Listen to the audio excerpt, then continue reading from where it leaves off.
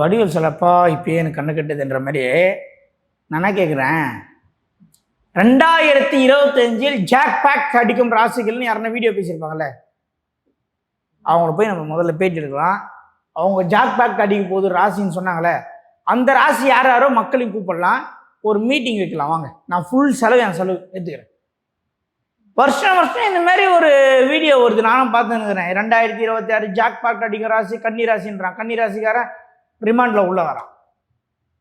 Jack back அடிக்க போகும் மீனராசி என்பர்களே, போனால் பைக்கில் வந்து காலை வச்சுன்னு வரான். ஒரு நியாயம் வேணாம் சொல்லுங்க. ஜாக் பேக் அடிக்கிறதுக்கும் 2026 நான் சம்மந்தம் தான். அவனுடைய சுய ஜாதகத்தில் தசா புத்தி மாறிச்சுன்னா ஜாக் பேட் அடிக்க போகுது. 2026க்கும் ஜாக் பேட்டுக்கும் நான் சம்மந்தங்குது. உங்களுடைய தசா புத்தி எப்போ மாறுதோ அப்போதான் உங்களுக்கு பலன்.